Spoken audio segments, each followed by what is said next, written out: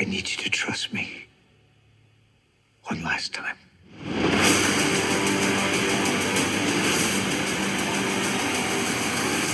Hi, this is Renee Stanley from Movie Review Relay, and today we're talking about Mission Impossible 8, Mission Impossible, The Final Reckoning, and it is fabulous. I'm telling you now, you gotta run out and get your tickets. Come on, get up. Everybody go. This is a 2025 American spy thriller. It's directed by Christopher McQuarrie and has a screenplay that he wrote with Eric Jenderson. It is the direct sequel to Mission Impossible Dead Reckoning Part 1, which came out in 2023, and it's said to be the final installment of the Mission Impossible series starring Tom Cruise. However, everyone knows about show business. If this thing makes a lot of money, I think we're going to have a Mission Impossible 9, 10, 11, 12, and so on. Because that's just the way it goes, right? Mission Impossible, The Final Reckoning, is rated PG-13 and it runs 2 hours and 49 minutes. But I'm telling you now, it's full of action. Of course, they're going to set up the characters at the first hour of the movie. And I say that because a lot of people worry when they see sequels. Will you be able to catch on? Will you understand the plot? Will you understand and get familiar with the characters right away? You absolutely will. You can watch this film if you've never seen a Mission Impossible movie ever, even the television series, which goes back to 1966. So you'll be fine with it. It explains a lot as it goes along. You might even want to see it a couple of times. The action is wonderful. You're going to see an airplane scene that's going to keep you on the edge of your seat. You're going to see a situation where he's in a submarine. That again is going to just keep you on the edge of your seat. And then of course you're going to see Tom a little exposed. let's put it that way. You're going to love this. Tom Cruise is back as Ethan Hunt. He's the IMF agent.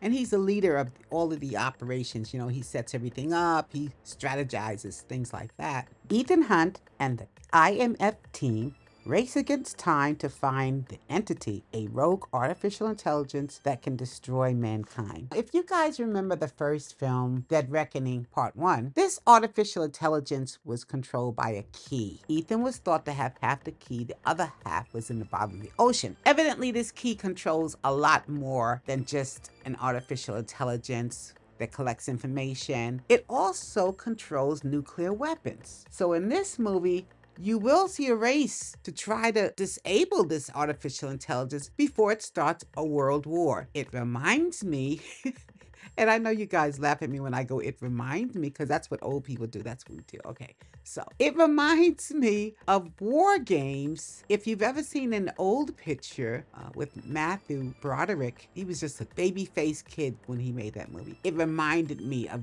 that.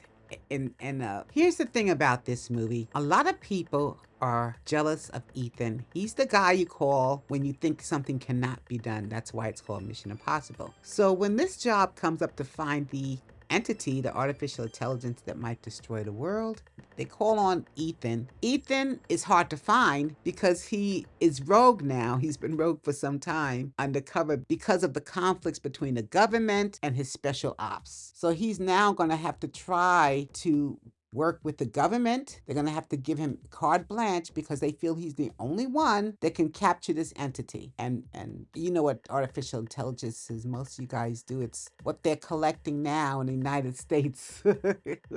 Okay, no. Artificial intelligence is just the computer collecting all of this data, and it's programmed to think and work a certain way. And therefore, it could be a learning computer if you look at some of the sophisticated artificial intelligence. But the point is, it wants to now destroy mankind. Nathan is the only one that can do this. The president has to kind of give him carte blanche, forgive everything he's done that they think is suspect or nefarious, because this is the guy who can handle the job. So they employ Nathan, and his team, of course, always comes along with him and try to assist him in something that nobody else can do but him. Haley Atwell is Grace. She was a former thief, remember, in one of the other installments, but now she's an ally, and she works with Ethan Hunt. Dean Rames stars as Luther Stickle.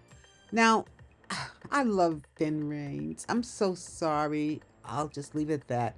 Anyway, he's an IMF computer technician. He's Ethan's best friend, and he's a member of the team. He's been there almost at the beginning, you know, when he decided to form this team. Simon Pegg is Benji Dunn. Love him also.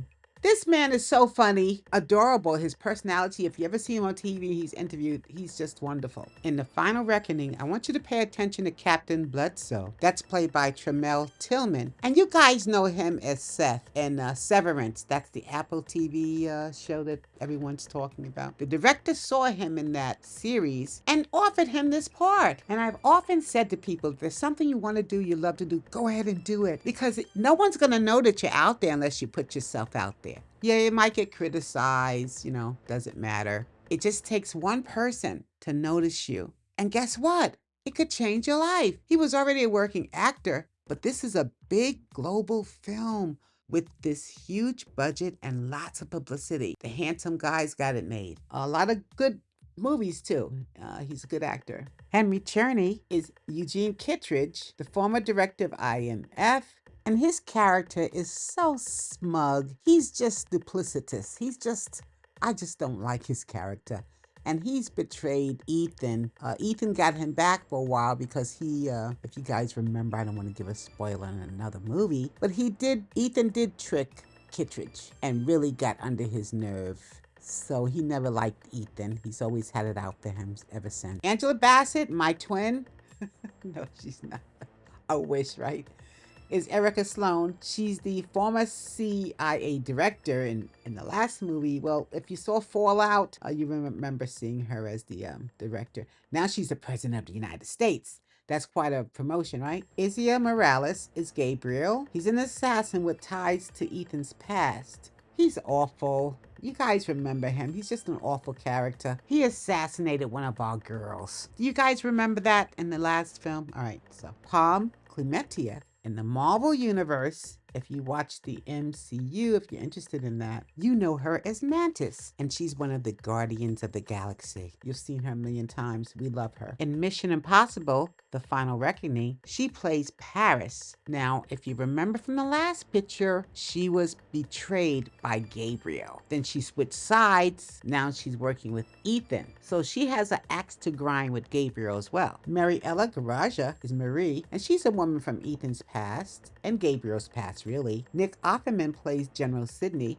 He's the chairman of the Joint Chiefs of Staff. Padna Waddingham is Admiral Neely, the head of the aircraft carrier. Shea Wiggum is Jasper Briggs. He's a U.S. intelligence agent. He's assigned to track down Ethan and his team. Greg Tarzan Davis is Theo Dagas. He's a U.S. intelligence agent, Briggs' former partner, who was assigned to track down Ethan and his team. He joins Ethan's team in this film.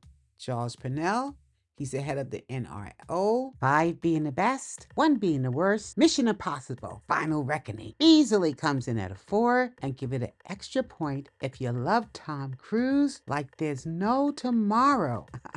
Until we meet again, it's Renee Stanley for Movie Review Relay. God bless.